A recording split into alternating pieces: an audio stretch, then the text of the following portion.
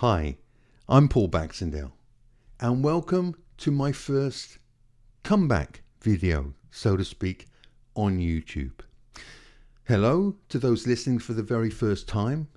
I hope that you enjoy some of the tales and the stories that I share in these videos, and especially welcome back to those who have watched previous videos of mine and have been waiting very patiently for another one. Scattered throughout this video, there is shared some photos and videos that have come from my personal collection. Some of my last year with my family, some with Dorian, and all of which are my own property. So I ask that you enjoy them, but please to not copy them for use anywhere else, but to stay here where they belong. Now, it's certainly been a much longer of a gap in between my last video and now than I had planned and hoped. But various things either came up in life or that I gave a higher priority to. Some of those things I'll be sharing with you in this video. But I hope that you enjoy the first in my new series in which I'll be sharing more old tales from the temple, stories from my early days with Johnny Fuller, tales from my first hardcore gym, Mr. B's gym, as well as observations about life and thoughts on various topics, as well as more up-to-date information about the way I eat, train and live my life today, which, as you'll shortly find out, is very similar indeed to how Dorian himself eats, trains and lives his life. We've almost come full circle, it seems, within these past 30 years that separated us from the mid-90s to last year, all of which you can watch at your leisure, or whilst you do your cardio, or even whilst you're pretending you're working. So let's go back to my last video and what exactly has happened in my life since then, as it really does seem, and in some senses was, a lifetime, if not another person's lifetime ago. Shortly after I'd made my last video, I decided to move house.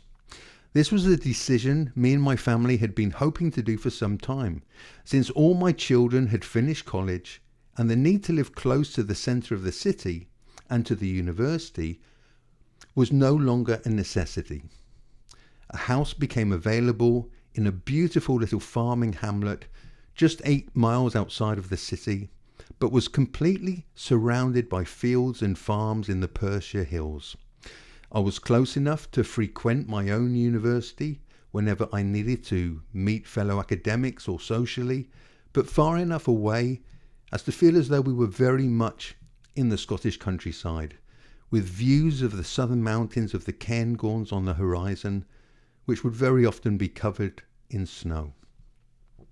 Now, that all sounds very pretty, and it is, but the house itself was small, with no room available for an office for me to work in, which is essential since both my academic writing and my non-academia work both require an area that is both comfortable and silent if I am to work optimally.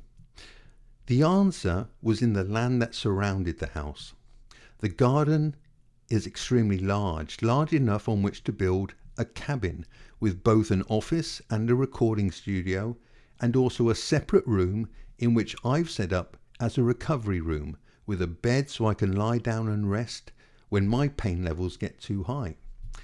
Now, for those of you who are new to me and my life, a freak accident years ago has left me with daily pain that is extreme to say the least.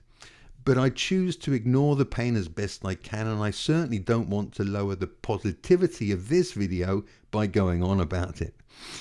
So the process of preparing the land with a solid foundation upon which to build the cabin took time, and so too did the cabin build itself, although we were very fortunate to have an exceptionally skilled one-man joinery business who did an amazing job in building this cabin, which you can see in the photos that accompany this part of the video. Once built, the cabin then needed decorating and furnishing, the walls plastered and painted to finish off the build to the standard that it deserved. It's now more or less complete, with a very Scottish hunting lodge theme, with a fair bit of tartan, deer's antlers, and similarly themed photographs adorning the walls. As you can see, it's now the perfect environment in which to work away in peace and comfort, whether I'm writing for the book to be published with Simon Bisley, or if it's some of my academic work, or whether it's preparing video scripts and filming them. It's also where I do a lot of my reading, which for anyone who is interested remains mainly philosophical, with a daily focus on Marcus Aurelius being a favourite. Although I must admit I have a particular love for the work of Dostoevsky at the moment, and for anyone interested in reading some of his works, I would recommend Crime and Punishment being a great place to start. If you don't enjoy that novel, then you'll know Dostoevsky isn't for you. But if you do enjoy it, then the brothers Karamazov would be a perfect companion. Anyway, I'm getting off topic here, so back to last year. Just as my cabin build was coming to its conclusion, so too did my honours degree in literature and the preparation for my PhD thesis for submission to a couple of universities to which I felt the work belonged to.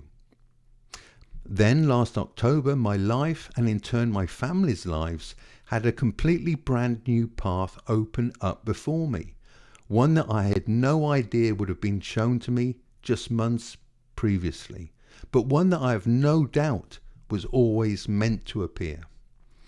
You see, Dorian and I had been communicating for years in messages to each other. Not frequently, but every now and then we would reach out and see how the other was doing. I even invited him and Gal up to Scotland to visit for a holiday. But as he explained to me, Gal can't even stand the cold in Birmingham, Paul. I don't think there's any way I'm going to be able to persuade her to go to Scotland. And a fair point, I thought. Now, around August or September of last year, Dorian invited me out to Spain instead. Since Kenny's passing, we had begun messaging more frequently.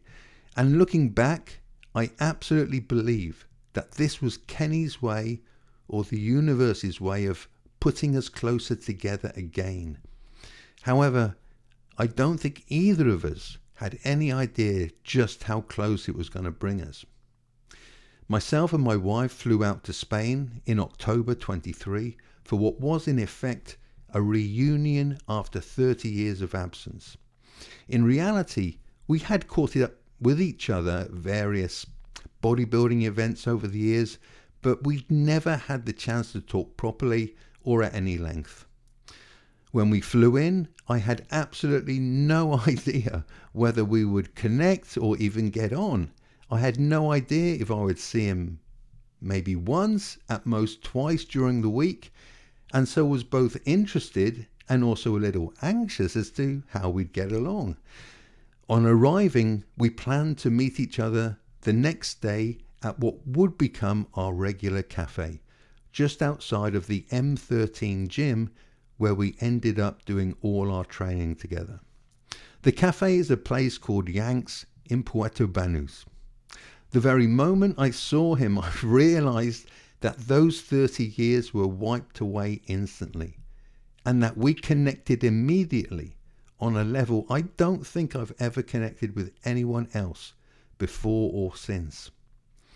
A huge smile and a welcome made me realize, this isn't the Dorian Yates that I trained with in Temple Gym all those years ago. But likewise, I'm sure he was thinking, gee, this isn't the same guy who came all the way up from Swindon to train with us 30 years ago either. We ended up seeing each other every day and most evenings the entire week, with conversations that went very deep. Essentially, we've both evolved over those 30 years. But fortunately, and maybe as it was always meant to be, we had evolved in very similar ways with the same interests and perspectives. We even discovered that we had changed our nutrition to the extent that we were literally eating exactly the same meals at the same time of day. what a wonderful and a beautiful gift I had just been given. Or what I personally think is more likely is that we had found each other again at precisely the time we were meant to, so that he could once again both mentor me as he used to, but that now maybe I could in some ways give back to him in a way that maybe he was needing. And speaking of gifts, before I went over, I thought, now what would Dorian, a man who could pretty much buy whatever he wants, whenever he wants, like to receive as a gift? Well, I fell back on our pastor's bodybuilders together and decided to bring him a few presents from the pharmacy in Egypt that I hoped he would enjoy. Now, obviously, I had to assume that he was doing some form of TRT, which I heard he had in various podcasts. It turns out he did enjoy the gift, and we had a good laugh about it, remembering the similar gifts that I used to bring up to Temple Gym with me 30 years previously from my French pharmacist friend. The week was an amazing insight into Dorian's world today, one that I knew instantly that I also wanted to live in myself. The energy, the vibes, the spirit, whatever you want to call it, was something that I hadn't experienced until that point in my life. And it was oh so different from Dorian's life in the 90s, but everything that you could ever want in an environment to live. Add to that a friendship that was always bonded deeply in the iron trust through those 30 years of loyalty and shared experience, and one that we were discovering had changed completely, but that we had changed completely in very similar ways, taking almost a parallel path in the journeys we had both taken and towards a place we both wanted to go. Now, I can't speak for him, but all I know was that as we left, I already knew that I had to return again at some point to see him and to carry on where we were just leaving off. And I remember as we said goodbye, he said to me, "I'm not going to say goodbye, mate. I'm just going to say, I'll see you soon." And that's exactly what happened. Now, anyone who follows my social media account knows of my various trips to Spain to visit Dorian, but they will also be very aware that I post very little information nor photographs of our times together, and I never will.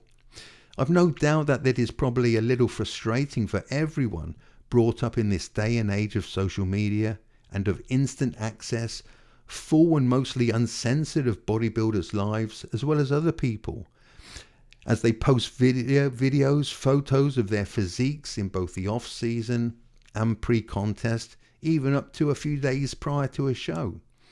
Now, I have to admit that social media is a new technology for someone like myself, who grew up without laptops, let alone mobile phones with cameras on them, and especially for someone who trained in an environment where no one was even allowed to watch us train, let alone take a photograph and then post it for millions of people to see. You see, that was the environment that we trained in Temple Gym, and it was one of the reasons why it was as special as it was. It had a mystique to it that was renowned across the entire bodybuilding world. And that fact that no one but those privileged to actually be a part of those sessions would or could ever know or understand.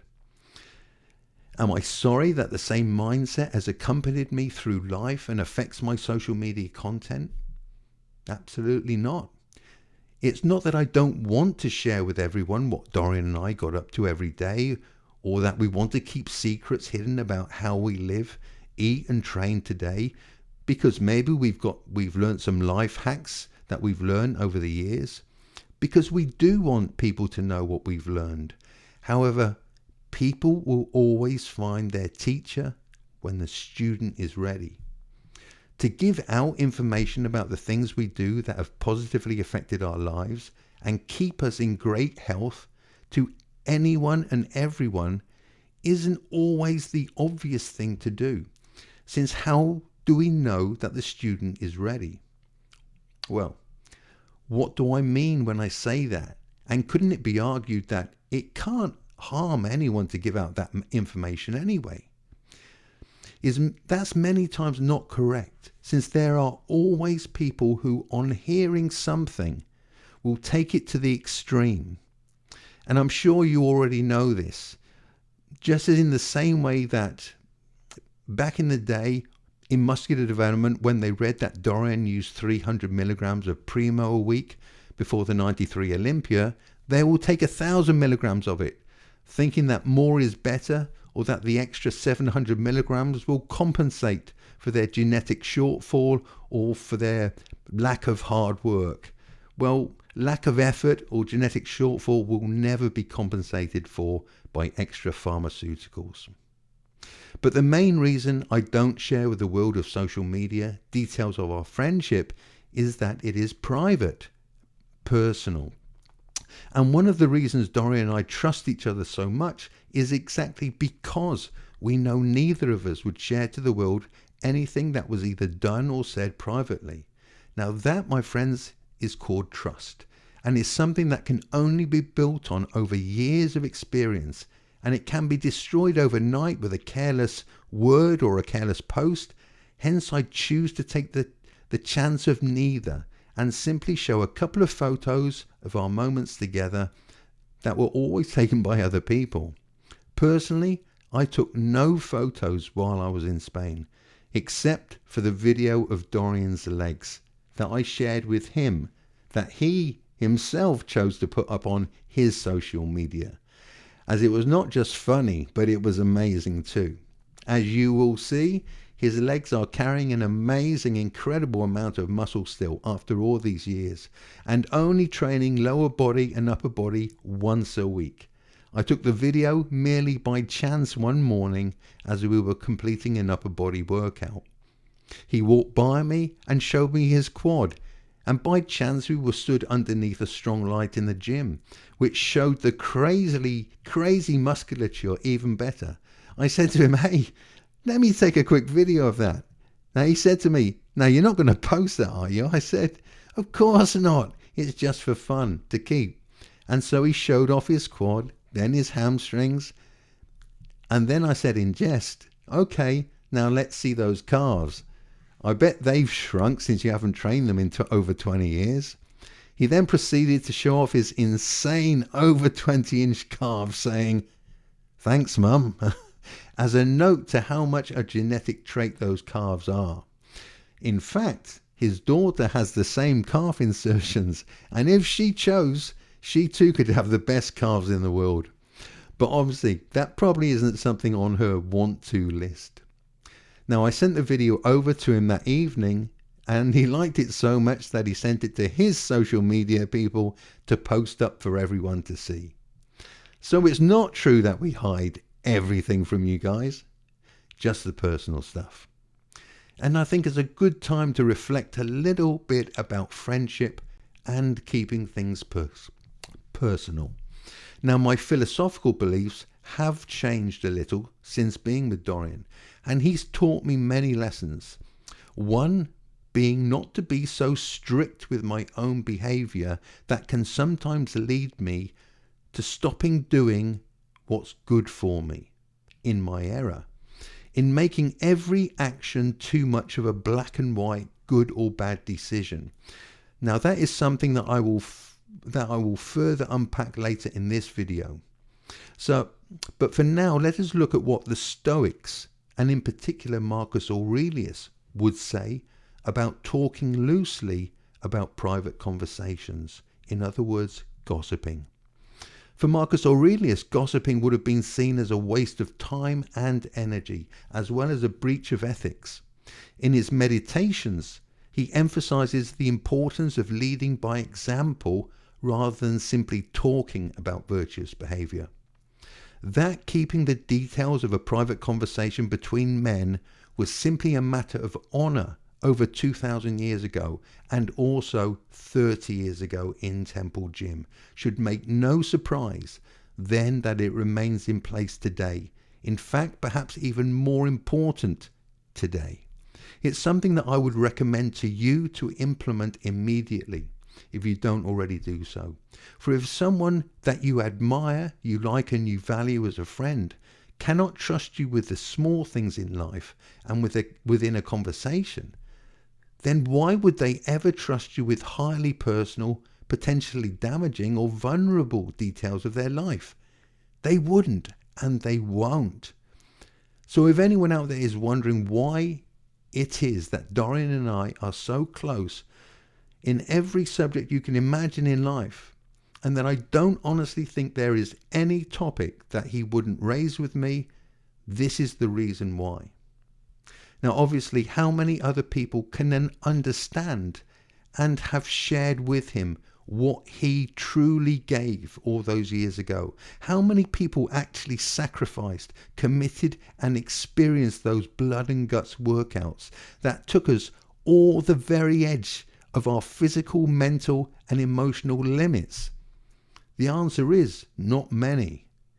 And if you then add to that the number of people who have then never once tried to take advantage of his name or asked him for anything, or has never broken the foundational rules of Temple Gym and of the deepest brotherly bonds possible, and then the number probably reduces even further. Then to find that the other person has evolved and has grown in ways and interests that he himself finds fascinating and intriguing, and I think you'll begin to see why and how that bond of friendship has cemented deeper than either of us could have ever imagined when we first reunited last October. So after I left and I returned home to Scotland, I had a very important decision to make. Would I return to Spain as he had suggested in December? Well, as many may just assume, it wasn't a simple decision for me to make, as there were sacrifices and costs that would have to be paid. There was the financial cost, the loss of earnings, and the delaying the start of, for who knows how long, my PhD. There was the time away from my family, as well as the fact that my wife and I had already talked about going away together to Egypt, as we often do in the winter in Scotland for a holiday that combines my love for history and antiquity and my need for a warm climate to ease some of my pain for a couple of weeks, and her love for visiting new places and new experiences. Actually, the decision was in reality a very simple one. I knew I had to return to Spain to see Dorian and to see wherever this journey was going to take us, and also to participate in something that would literally change my life forever, and something that I will elaborate on in subsequent videos, but for now will refrain from saying anything more about. As you watch this new series of videos, I hope that the journey that I undertook myself is one that you will grow to understand, and as you do so, prepare yourself for new information along the way that perhaps wouldn't be appropriate to share with you right now. So, with a brand new studio at home and an application into Aberdeen University also on my desk for my PhD thesis on Nan Shepherd, the Scottish author of The Living Mountain, I found myself taken away again to Spain to continue along the new path that, at the start of the year, I never would have imagined to exist, let alone have myself signposted towards in every way imaginable. It was a week that literally changed my life. Once again, my life had been changed by Dorian, and just as before, the change had been a positive one. Demanding, inspiring, deeply emotional, profound, and one that I think we were both surprised at how close we became. But just like 30 years previously, when I had driven a 4-hour drive 3 times a week, plus trips at weekends, that change had not been without my own sacrifice and commitment and call to action. As Marcus Aurelius wrote some 2,000 years ago, "He who never sacrificed a present to a future good, or a personal to a general one, can speak of happiness only as the blind speak of colour." It's become clear in my near 60 years of living that nothing truly worth having or anything that is difficult to achieve is never had or won without some sacrifice given. And I truly mean the sacrifice of something that's valuable to you, not just the giving up or putting aside of something that you can return to later. I mean a genuine sacrificial gesture of part of your life. Now, the word sacrifice has obvious religious overtones and will be recognized by faiths all around the world. But although I am deeply spiritual, I'm using the word in this instance in a very secular sense. In the non-religious sense, it means to give up something that you value for something else, often for a greater worth, albeit one that may not reap its reward for years later. There's much to be said and learnt about finding the right balance in your life, and everybody's right balance will be different. But there are also times in our lives when balance will not result in what it is you truly want. For example, if your goal is to win a gold medal at the Olympics, or to win the Olympia, or to become the CEO of a top global company, then having a balanced life is not going to allow you to achieve those goals. What I'm trying to say is that there will be a time in life for all things. As it's often been said, there's a season for all things. Now, last year involved me going through a season of huge growth and also reward, and for that I was well aware that I was also going to have to sacrifice a lot from my existing life. When Dorian was gradually putting the dream of becoming Mr. Olympia together into detail in his head, he knew that there would be many things that he would inevitably have to sacrifice in order to get there. A balanced life was one of those things.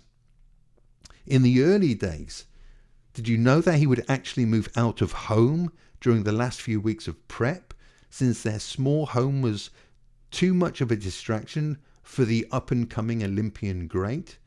Now that's sacrifice. And it wasn't just him that was doing the sacrificing for the hope, not even guaranteed, of a greater future. So as a nearly 60-year-old man, what would I have to sacrifice to move forward to the next stage of my life? I'm at a stage in my life where what I was once willing to sacrifice wasn't on the table any longer. When I was in my 20s, sacrificing my job prospects, my relationships, my social life, my family, my time were all things that I was willing to give up in my quest to be the best bodybuilder I could possibly be. Was it justified? At the time, I believed so. And looking back, I would not change a thing, since I would not be where I am today, nor be the man I am today, if I had not done each and every one of those things and made all of the mistakes I have made.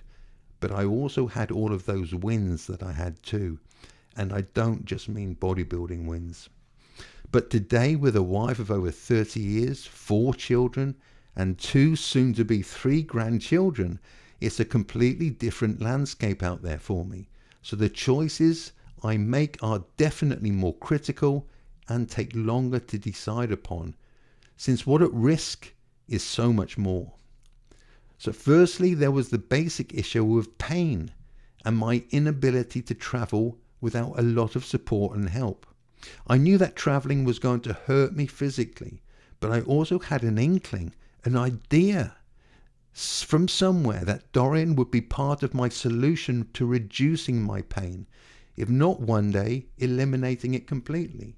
If you knew Dorian then, that would not sound as far-fetched as it may sound now, as I'm sure I'm not giving any secrets away here, or otherwise I would not say it.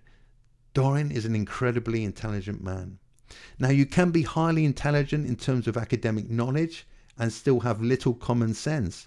But Dorian is one of those extremely rare individuals that's not just academically intelligent and who spends his days researching a very wide range of topics, but he is both emotionally and spiritually intelligent too.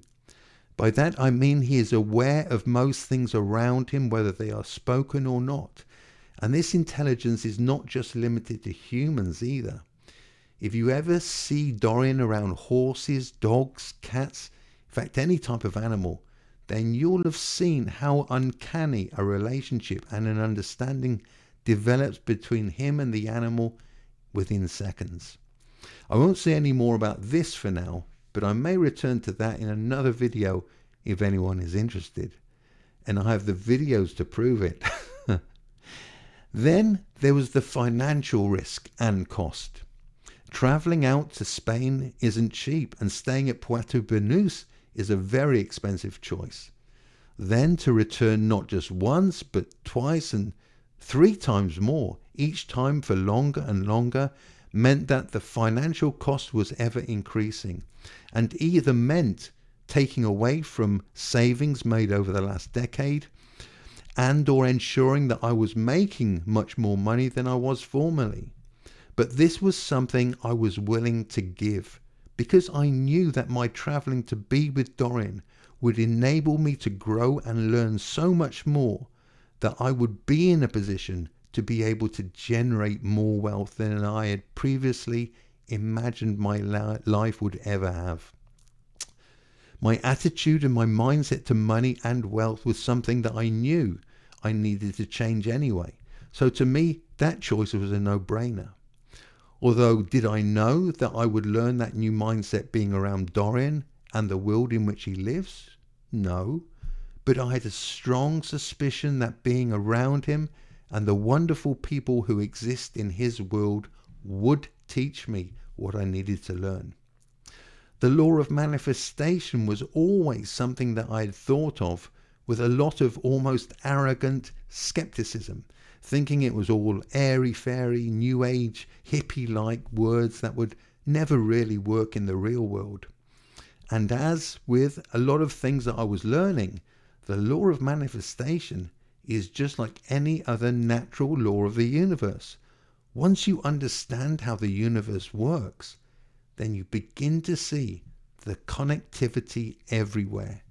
And things I'd previously written off were suddenly becoming very real to me in very material, conscious and daily occurrences that actually blew my mind. I'm going to interrupt the video now just for a few minutes to share with you a few of the many photographs and videos that my wife took of myself, my daughter, Dorian, and a couple of special guests, including Sergio Olive Jr., during my various visits to see Dorian in Spain over the previous year. They portray some of the things we did on a daily basis, such as what we called fire and ice, which is 20 minutes in a very hot sauna, followed by 5 minutes in an ice bath, alternating 3 times. What a way to get the day started. Obviously preceded before that by a wake and bake. There's a couple of gym photos and videos for you. One that's extremely fun but also incredibly impressive. But mainly it's about the things that we believe are most important, which is love, food, weed, and moments of true friendship together. The love, food, and weed, maybe not necessarily in that order. Anyway, enjoy.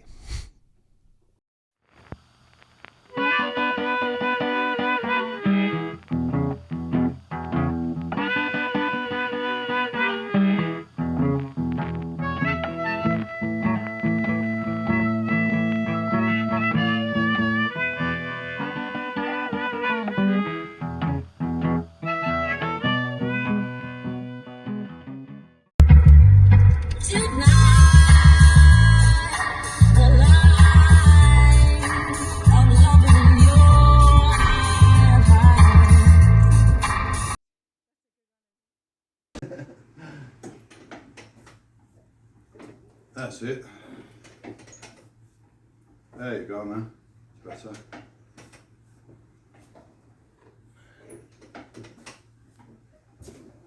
Let's do this for a couple of minutes, yeah? Loosen up.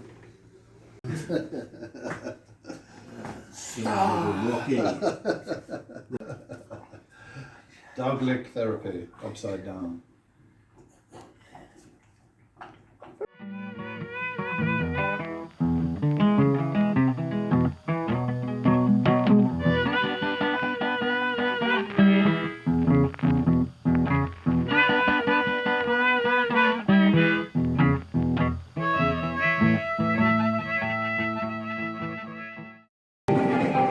Wow, take a look at that. So, how often are you training? How often are you training now, eh? Once a week, lower body, once a week, upper body, mate. Half an hour, 45 minutes. And Oh. I do a lot of biking as well, so that's keeping them in shape, you know. How's those calves looking? Oh, you got to be training them once a week, huh? Trained them about 27 years ago. The last workout I did was 1998 with my calves. So, what's that? 26 years, that's right. There you go. Yeah, thanks, man. Fucking.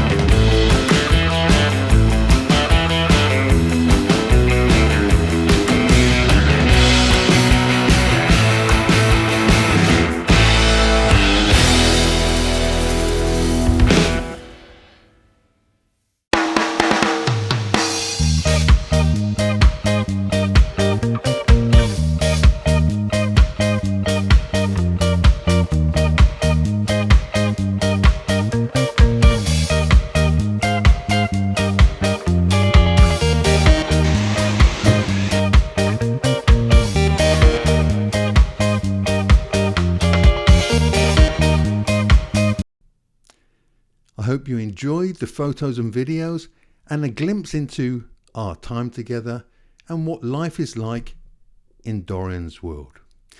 Now let us return to the video and let us return to sacrifice and the universe.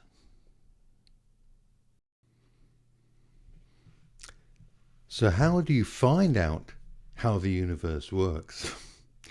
Well, there, my friends, is enough material for an entire series of videos, but videos that you may wish me to talk more on. If so, please make sure you comment in the comment section below so that I can gauge the level of interest in the topic.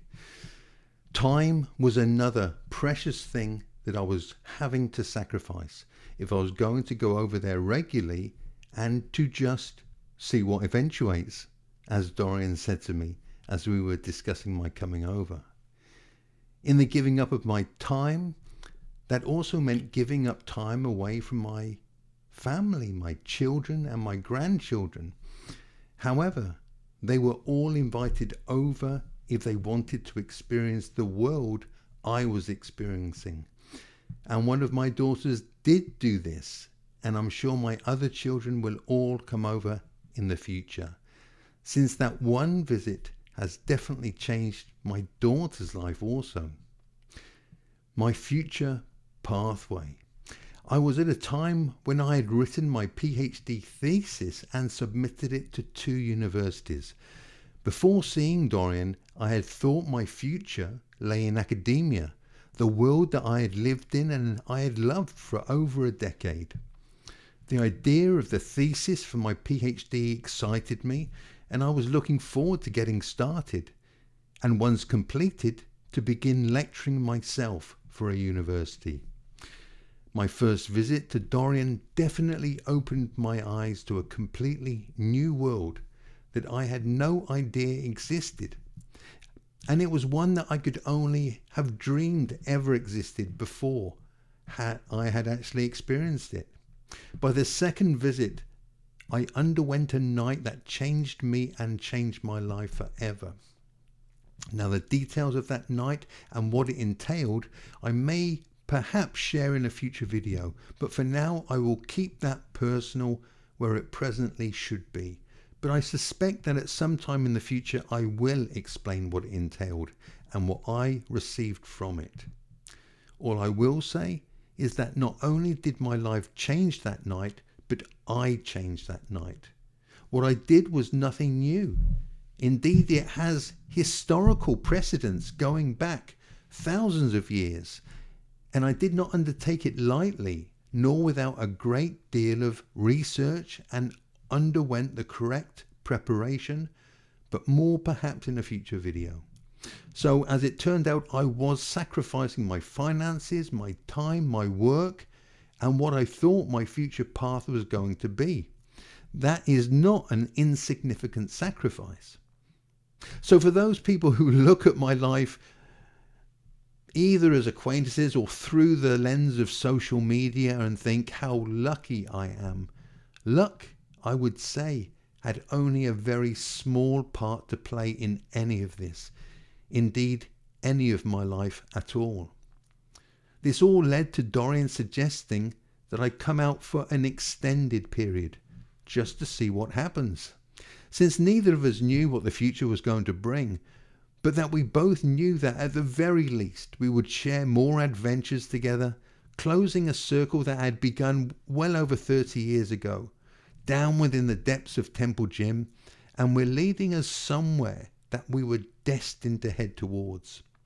As is right, what we did each day of that time and the adventures, great times, the training, talking, and enjoying each other's company will still remain private. But I can share with you some of the lessons that I have learned and a few of the things that Dorian opened up to me that I had previously had a very closed mind about before. So that's how I'd like to end this return video. There are plenty of things for me to share about the last year that could fill many, many videos and probably will.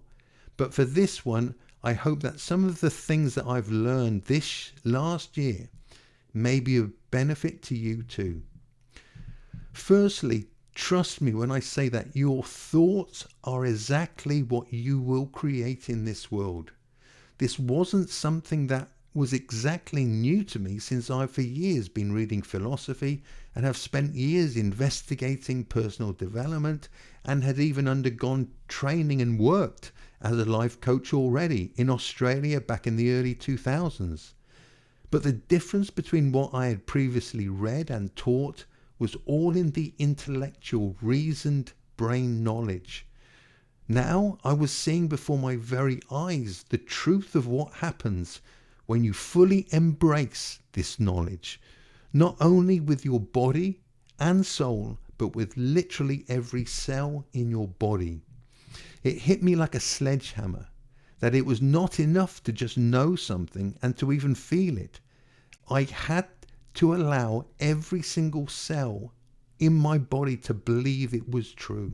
Now, once that happens, everything in your life changes. The way you think about the world changes overnight, because it has. Your world has changed. Now, that's a huge lesson to learn at any age, and boy, do I wish I'd learned it sooner, but it was not meant to be. You see, once you understand how everything in your life has brought you to where you are today, you begin to understand that this place now where you are would never have been had any part of your story not been in place precisely as it was. Every shitty experience, every great one, every bad day or years were just as instrumental as those great years that you had. All that matters is who you are today and what you're going to do today. What it also had shown me was that every code, every value, every moral or ethic that I had lived my life by, yes, those same Stoic values that I used to talk about every video, were still instrumental in not only taking me to this place that I am today, but that their value has only been reinforced by everything I have learned and been shown. No regrets, no surrender, as we used to say in Temple Gym. It is all part of your story, and that brought you to where you are today. Today is all we have. Tomorrow is yet to be, and the past is gone. So how we live in this moment is all we can focus on. And I still choose to live this moment with integrity, with honor, with courage, with truth, and with virtue.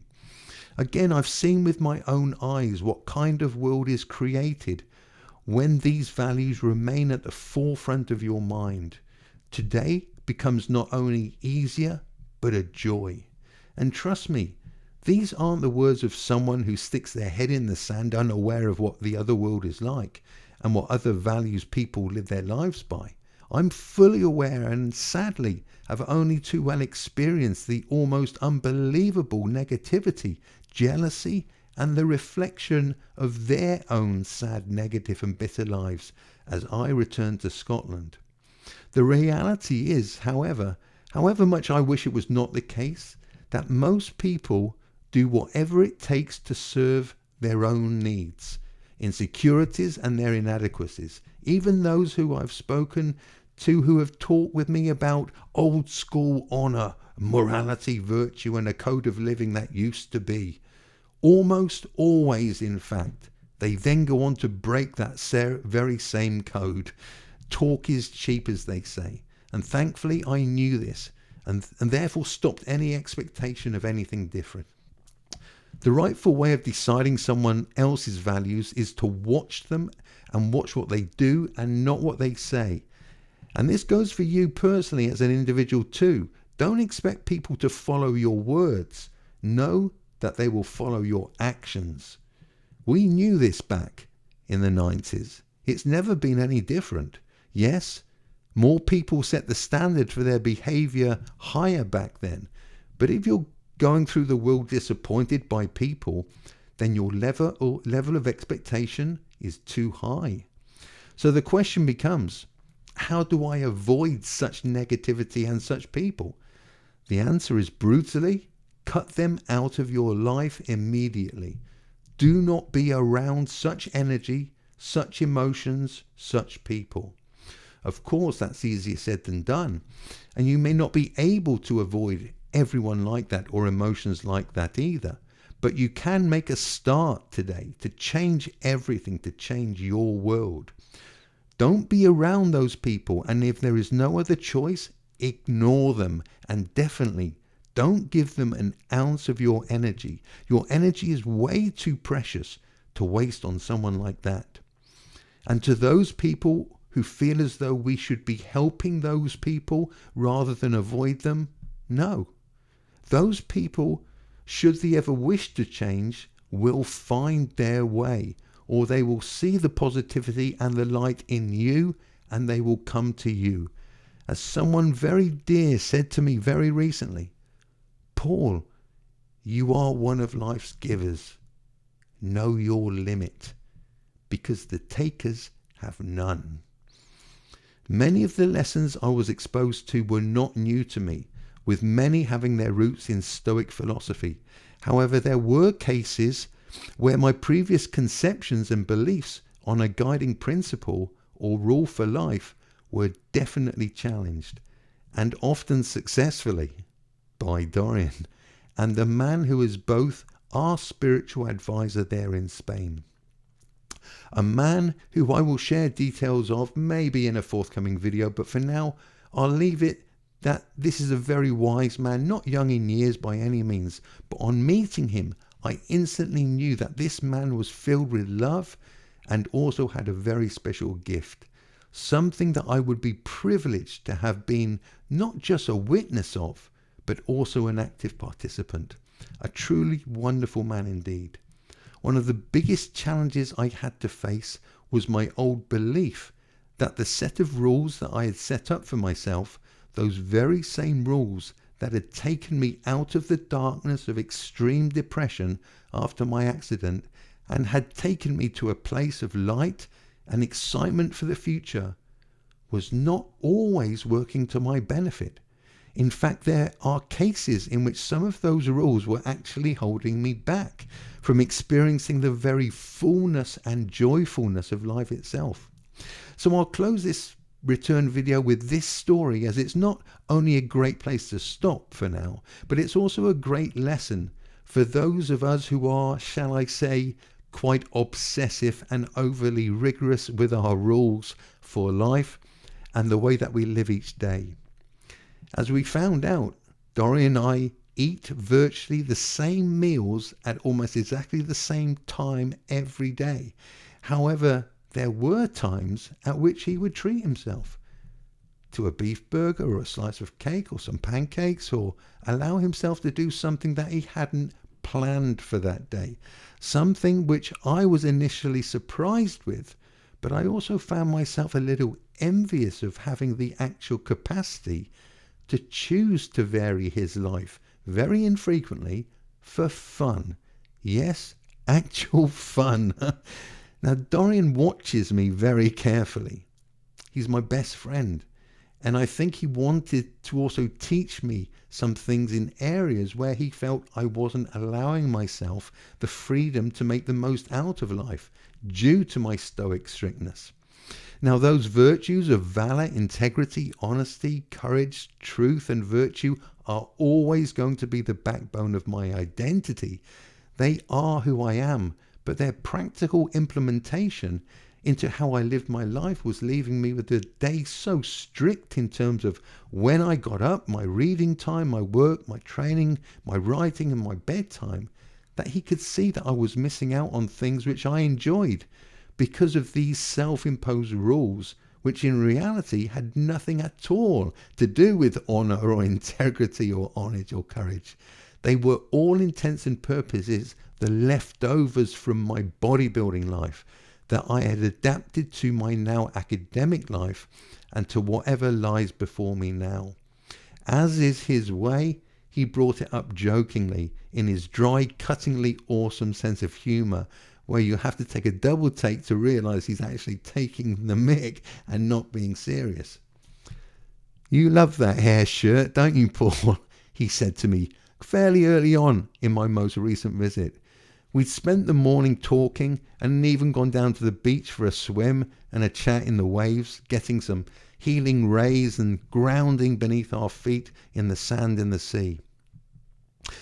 I looked at him what must have been a quizzical way. "Well, what do you mean?" I said.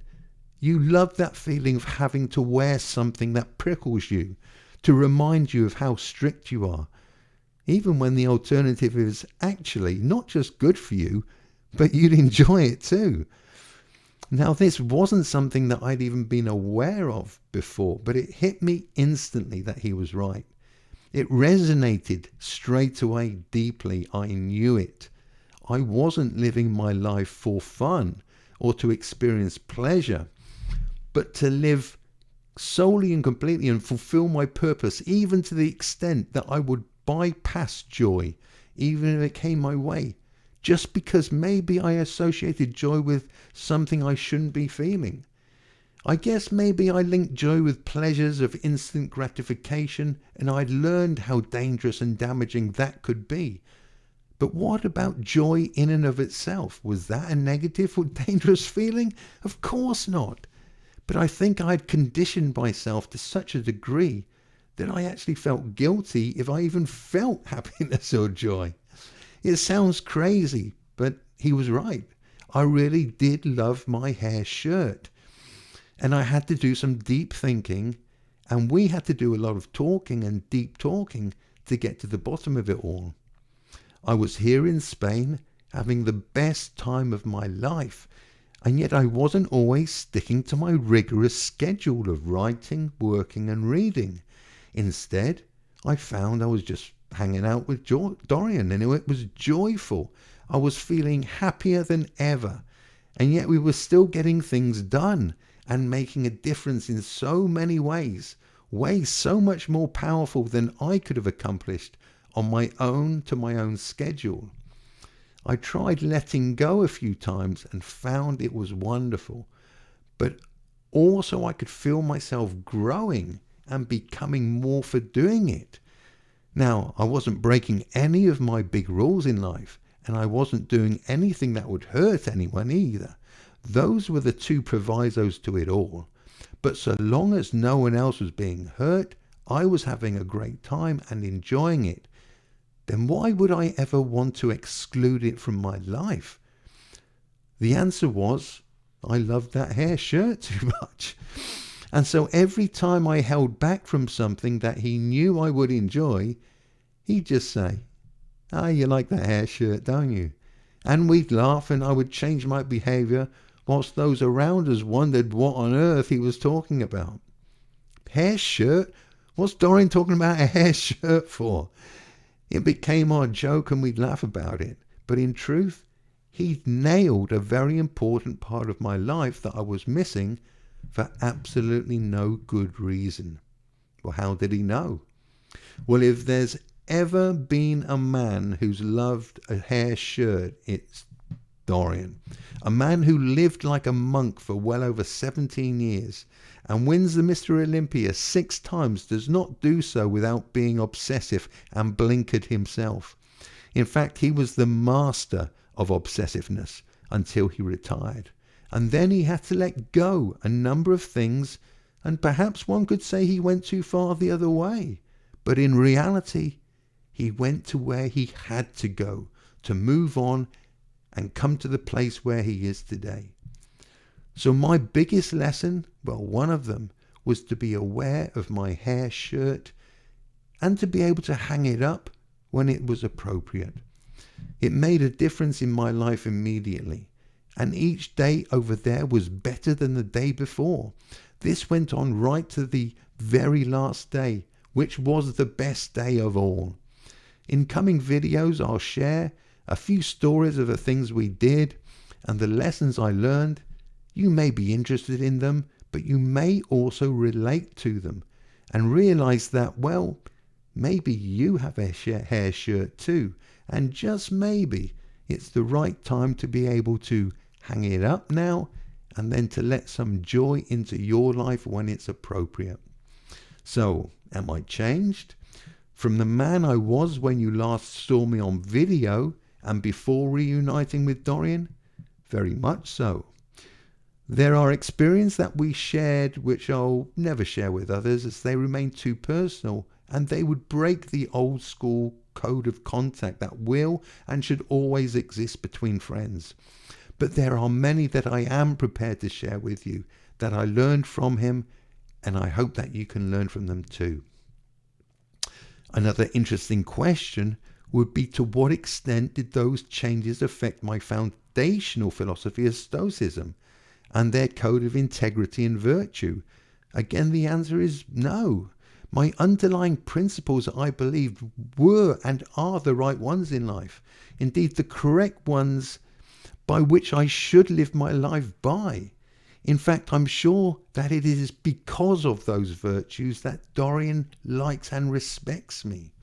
However, I would also say that the rigidity of those principles have been blunted, and by shining a light on the black and whitedness of those rules, Dorian certainly has helped me grow in many areas I previously had not paid enough attention to, and I've relaxed in other areas where a complete life needs some flexibility in order to enjoy the vast array of positive emotions available to us all. The hair shirt is just one example of this, but the main other areas of my growth came through watching him in his world, and how each day was filled with joy, positive energy, and great people. So stay tuned for more insights into my ongoing learning in this experience we call life, and for how to maximize, how to make changes in the way that benefits you and those closest to you, but will also allow you to make the changes you need to cut out the negative and unuseful behaviors and people that may exist in your life. So how big a change has this been in terms of my personality and my philosophy and behaviors? Again, quite sizable, whilst the underlying nature of my personality will always be unchanged. In terms of who I am and my fundamental desire to help people will always stay the same. What I think this last year has taught me is how to sharpen that gift and shine the light even brighter, both for myself and for those people around me. It's also enabled me to become less agreeable to those people who have negative energy and who have no desire to change their weaknesses, but who are happy to take from someone who is always happy to give. A very wise mutual friend of mine recently told you, just as I said a few minutes ago, Paul, you really are one of life's givers, and it's why you're so loved. But as one of life's givers, you must know your limit, because the takers have none. That hit me like a hammer. I knew it instantly that I had just been given advice that fit me like nothing I had ever been told. I look back over my life and I see just how often I've helped people over months, years even, and yet never asked for anything in return. And yet, when I myself went through the darkest period of my life after my accident, how many people had called me to say, hey, how you doing? One. That's the honest truth, as anything you'll hear from me is. Now, it doesn't upset me that that was the reality of life. In fact, I already knew this. But what I needed to understand and put into practice was the end to my giving to those who are not prepared to help themselves, and also to allow myself the confidence to separate this being my gift was valuable and was something that people would happily pay for or recompense me in some other way. To constantly keep giving to others with receiving nothing in return was simply damaging not only me, but my larger community, since in giving away so much of my energy meant that I had less energy to give to those who truly deserved it.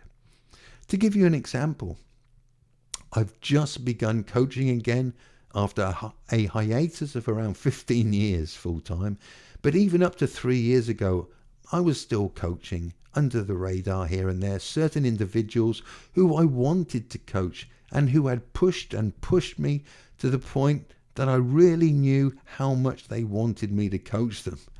However, I'm only taking on 10 physique coaching clients and 10 life coaching clients permanent. Why? If I took on 20 clients, I'm able to give each one of them 100% of my energy, care, and attention.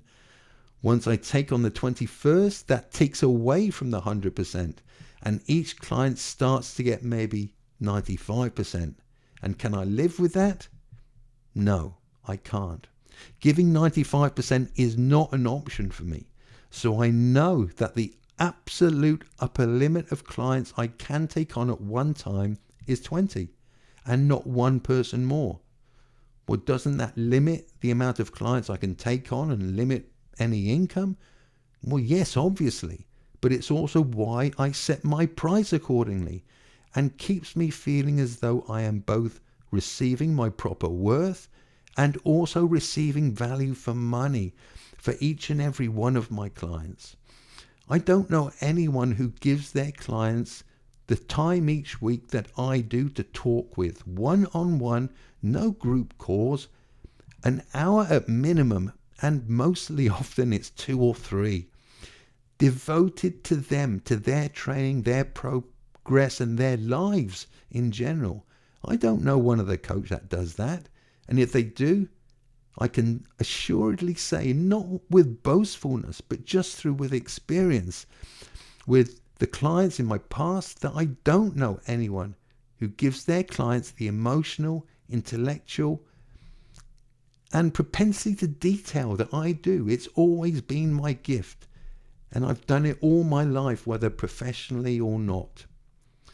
It's just one of those gifts that was reminded to me whilst I was in Spain.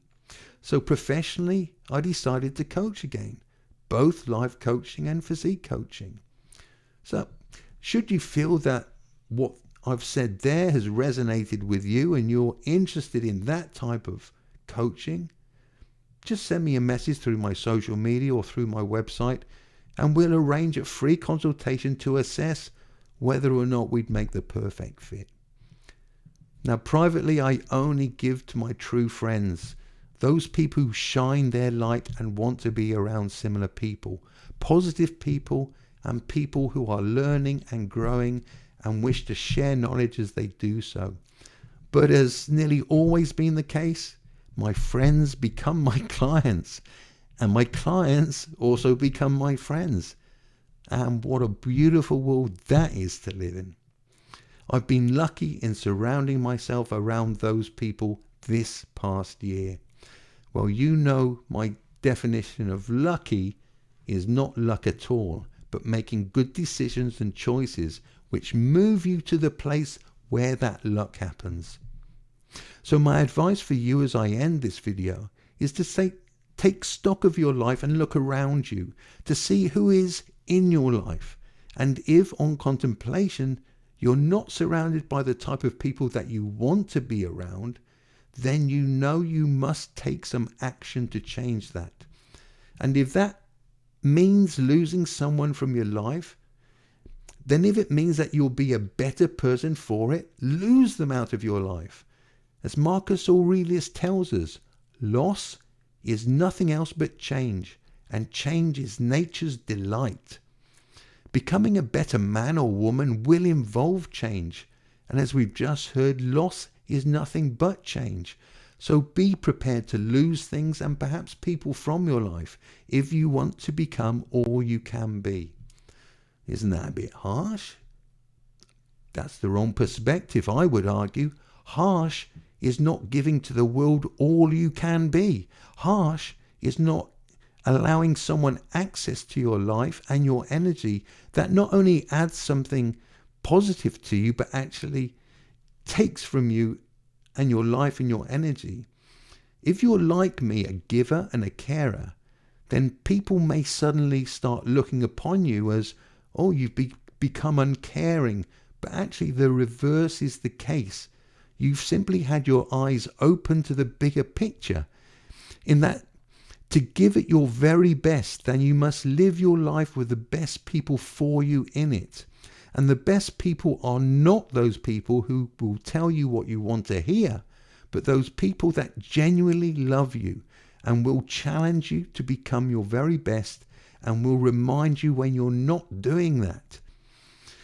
So I think in summary, and I think my wife said it best when I returned from one of my visits after having experienced the most transformative night of my life, in which to share what happened and what I was shown would take 10 videos and barely scratch the surface. She said, "Well, who are you? Where's Paul gone?" But she meant it in a very positive way. It's not like she didn't like who I was before. Heck, we've been married for over 30 years, so there must have been one or two things she liked. But it was more a case of those things which are my gifts, they've become expanded and allowed to shine even brighter, and the negatives, well, they'd been put to bed. For I'd been shown exactly why I had allowed those things to exist, and my need for whatever they were been giving me was no longer in existence. I had indeed changed. I'm sure if I took a personality test, my actual personality would have seen a shift, probably more slide towards openness and even more truth. So there is much I have to share with you over the next few months as I look back, but also what I'm up to now and what lies ahead for me in the future.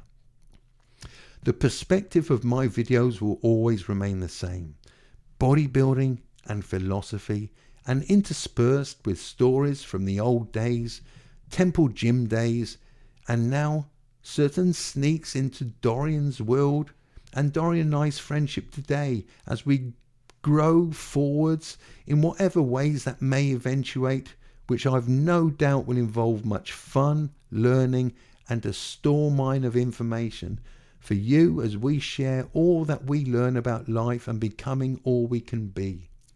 The ultimate pursuit, you might say. So I hope you've enjoyed this return video and the glimpses into my past year, with a few insights into what life is like in my world now, and a second-hand look into Dorian's world, a place that I have every intention of moving into myself very shortly.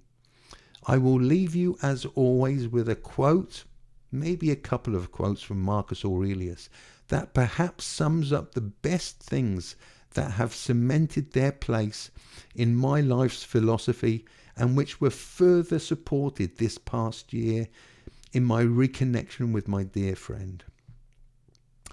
When you arise in the morning, think of what a precious privilege it is to be alive, to breathe, to think, to enjoy, to love. You have power over your mind, not outside events. Dwell on the beauty of life. The happiness of your life depends upon the quality of your thoughts. And lastly, one from Bob Marley, a man both Dorian and I have always admired and been influenced by. None but ourselves can free our minds. You see, you're the one with the answers. You're the only one who can make the changes, and you're the only one who is responsible for everything that you do in this world. So decide today to be your best version of you and begin or continue the search to improvement and enlightenment, as I hope one day you will all know everything you need to know is already within you, inside you already, so you know where to search. So good luck, and thank you for watching. I'll see you again in a few weeks' time with some old stories, some tales from the temple, and some tales from Spain from my last stay, again highlighting the very real sacrifices that I had to make to get there, and share some of the things that I did and we did during my stay there. And no, for those who think it was just one long vacation, well, what we did all day was just head to the beach, smoke weed and talk. You're wrong. Well, not entirely. But trust me, I worked every single day while I was out there. It's just not work that you've seen yet, nor that I've told people about yet. And this is perhaps a great last message and lesson for those of you who are beginning to walk down your life's own purpose and are starting to receive jealousy, negativity, anger, and maybe even hate for the joy that's starting to show in your eyes as people look at you. And those people may even hate you. And yes, I know that's a very strong word, but it's an accurate description of what they are allowing themselves to feel. You are ascending to a level higher than the one they perceive, and you are right in thinking themselves to be at. Most people are generally very happy to see you struggling with life along with them, and even sometimes they may applaud when you get a little success. But trust me, and anyone who has lived this will have experienced it. Once they begin to think and to feel that you have grown to a level where they begin to feel that they're being left behind, in reality, you're simply reflecting back to them their own inadequacies and shortcomings and lack of drive. They will try to bring you down, back down to their level. So don't ever allow their energies to get anywhere near you. Their emotions and inadequacies are their own emotions and inadequacies. No one is making them feel that way but themselves. It has nothing to do with you or your behavior or your actions. So the appropriate action for you is to ignore them completely. Avoid if possible, if not ignore. Whatever you do, retain your own goodness, your own love and your good energy, and never let 1 ounce of it away to those people. Trust me, you will find your new tribe, the tribe you were always meant to belong to. And if that means eliminating a whole bunch of people, then do so. You are the master of your own emotions, and they are the master of theirs. And there is nothing you can do to change that universal law. So don't even try. It's one thing helping someone who is in need of help and is willing to help themselves. But people who have bad, dare I say it, evil energy, dark energy, deserve nothing from you and should receive nothing from you. I'm going to repeat it one more time, as my friend told me. Now please listen to this, because many of you will resonate this. If you are one of life's givers, know your limit, because takers have none. It's a very powerful statement, and it changed my world for the better. So if that can be my gift to you as we part at the end of this video, let it be that gift. I'll be back soon for some more tales from Spain, tales from Dorian's world, and some other tales from my life that I hope you will enjoy, learn from, and save you some time in learning rather than waiting for nearly 60 years, as in my example. So peace and love, friends, as that old saying still applies, whether in your work, whether in your gym or your relationship. Give those 3 more reps you know that are always left inside of you, for those are the growth reps. Thank you very much for watching and listening, and I'll see you soon.